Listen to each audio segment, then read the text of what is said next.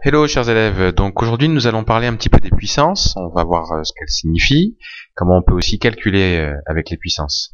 Alors, nous avons 6 à la puissance 4. Alors 6 à la puissance 4, qu'est-ce que ça signifie? Alors surtout ça ne veut pas dire 6 multiplié par 4, ça ne veut pas dire ça.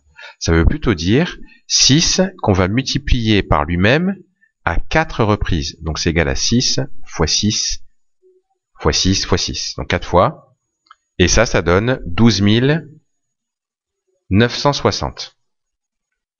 Donc ça, c'est une puissance, la puissance 6 puissance 4. Donc, deuxième exemple, moins 5, écrit ainsi, avec des parenthèses, à la puissance 2. Alors ça signifie quoi? Mais ça signifie que moins 5, on le multiplie par lui-même à 2 reprises. Et donc, moins 5 à la puissance 2, moins 5 fois 5, moins 5, ça fait 25. Voilà un autre exemple donc. Autre exemple de puissance, 123 à la puissance 1.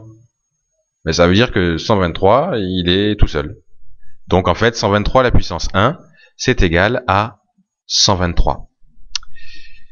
Un autre encore, 15 à la puissance 0. Alors 15 à la puissance 0, alors on dit que par convention, ou avec un accord, si vous voulez, des mathématiciens, tout nombre que l'on met à la puissance 0, ça fait 1. Donc 15 à la puissance 0, ça fait 1. 36 à la puissance 0, ça fait 1. 1995 à la puissance 0, ça fait 1. À chaque fois qu'on est à la puissance 0, ça donne 1.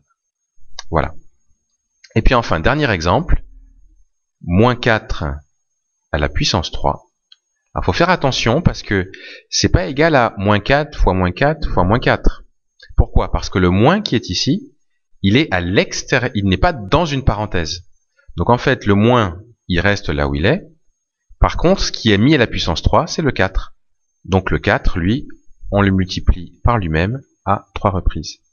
Et 4 fois 4 fois 4, eh bien ça donne 64. Donc le résultat final, c'est moins 64. Donc voilà comment on peut calculer avec quelques puissances.